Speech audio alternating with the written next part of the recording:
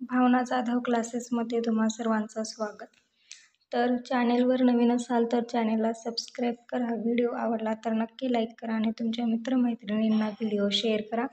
तर आज आपण BCom थर्ड इयर सेमिस्टर 6 तर यामधील जो चॅप्टर 3 आहे इंडियन कॅपिटल मार्केट म्हणजेच भारतीय भांडवल बाजार. तर भारतीय भांडवल बाजार यामधील नोट्स आपण घेणार आहोत. तर आज आपण भांडवली बाजाराचा पूर्ण इतिहास काय असतो तर ते जाणून घेऊयात. नेक्स्ट व्हिडिओमध्ये त्याची कार्य, भूमिका हे सर्व आपण पाहणार आहोत. ठीक आहे. तर पहा, सगळ्यात आधी प्रस्तावना म्हणजेच भांडवली बाजाराचा अर्थ काय आहे तर तो समजून घेऊयात. तर भांडवली बाजाराचा अर्थ पहा, भांडवल बाजार म्हणजे जिथे कंपन्या आणि सरकार स्टॉक, बॉन्ड सारख्या सिक्युरिटीज जारी करून दीर्घकालीन निधी उभारतात. ते कंपन्यांना त्यांचा विस्तार आणि विकास करण्यासाठी आवश्यक असलेले पैसे मिळवण्यास मदत करतात आणि त्याचबरोबर गुंतवणूकदारांना परतावा मिळण्याच्या संधी उपलब्ध करतात.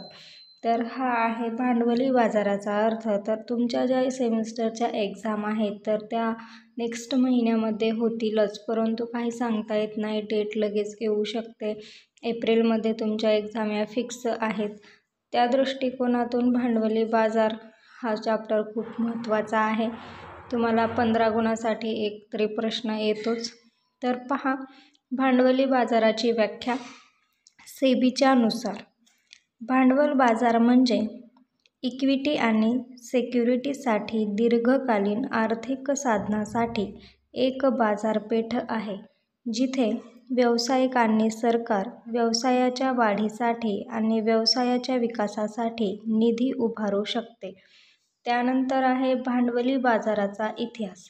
तर भांडवली बाजाराचा इतिहास यामध्ये काय काय आहे सांगितलेलं बघा. पहिला आहे स्वातंत्र्यपूर्व टप्पा. स्वातंत्र्यपूर्व टप्पा म्हणजेच काय तर पहा, भारताच्या भांडवली बाजाराचा इतिहास हा 1850 पासूनच्या दशकाचा आहे. 1875 मध्ये बॉम्बे स्टॉक एक्सचेंज या नावाने आशिया खंडातील पहिल्या स्टॉक एक्सचेंजची स्थापना करण्यात आली. जर तुम्हाला लक्षात म्हणजे अक्षर जर ओळखू येत नसेल तर तुम्ही माझ्या आवाजाकडे लक्ष द्यायचं आहे, जेणेकरून तुम्हाला समजून येईल. ठीक आहे. तसं तर ओळखू येत असेल किंवा जर नसेल तर तुम्ही आवाजाकडे लक्ष द्या, मी पूर्ण तुम्हाला वाचून दाखवणार आहे. त्यानंतर पहा, भांडवली बाजाराचा इतिहासामधील दुसरा टप्पा जो स्वातंत्र्यपूर्वचा टप्पा आहे, त्यातच तुम्हाला आणखीन 2 ओळी लिहायच्या आहेत. सुरुवातीच्या काळात या स्टॉक एक्सचेंजमध्ये होणारा व्यापार हा अनौपचारिक होता. तसेच खूप कमी कंपन्या शेअर्स जारी करत होत्या. त्यानंतर दुसरा आहे स्वातंत्र्यानंतरचा टप्पा. तर स्वातंत्र्यानंतर भारत सरकारने औद्योगिकीकरणावर विशेष लक्ष केंद्रित केले आणि उद्योगांना निधी पुरवण्यासाठी IBBI, IFCI आणि UTI सारख्या संस्था स्थापन केल्या.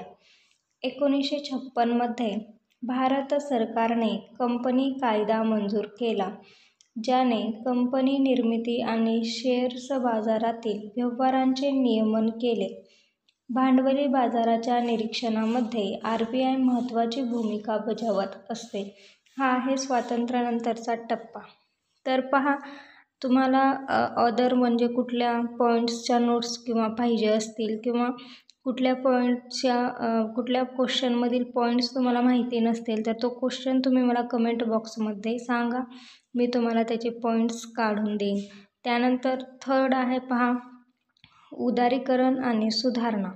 तर 1991 मध्ये भारताने आर्थिक उदारीकरण स्वीकारले, ज्यामुळे भारतीय भांडवल बाजारात मोठ्या प्रमाणात सुधारणा झाली.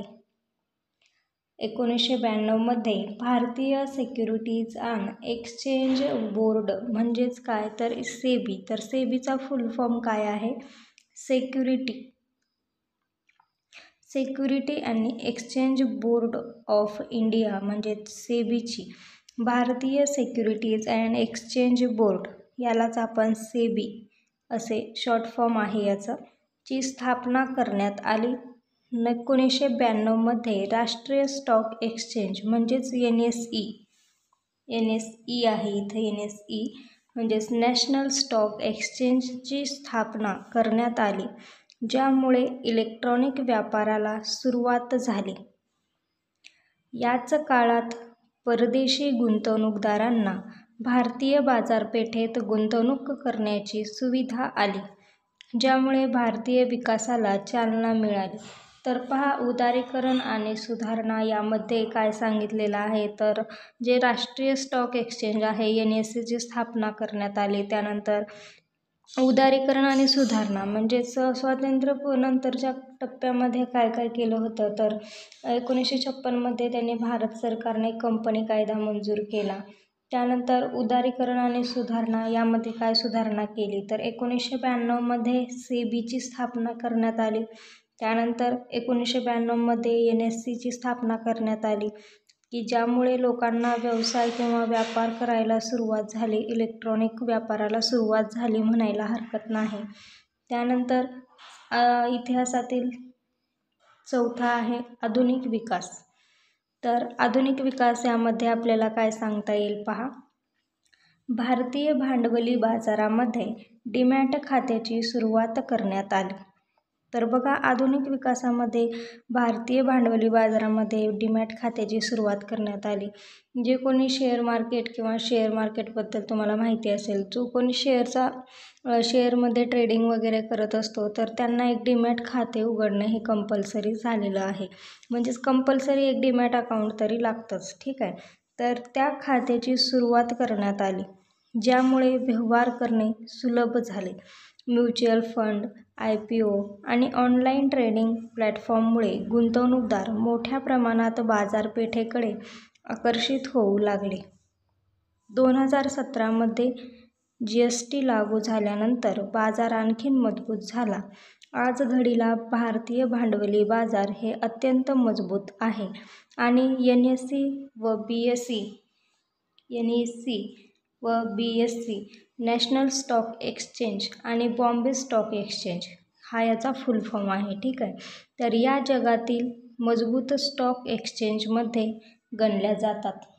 तर हे दोन खूप या जगातील मजबूत स्टॉक एक्सचेंजमध्ये गणल्या जातात, नॅशनल स्टॉक एक्सचेंज आणि बॉम्बे स्टॉक एक्सचेंज. तर आज आपण चॅप्टर 3 भारतीय भांडवल बाजार यामधील भांडवली बाजाराचा इतिहास, यामध्ये स्वातंत्र्यपूर्व टप्पा, त्याचबरोबर स्वातंत्र्यानंतरचा टप्पा, त्यानंतर उदारीकरण आणि सुधारणा, त्यानंतर आधुनिक विकास. तर अशा पद्धतीने आपण हा इतिहास पाहिलेला आहे.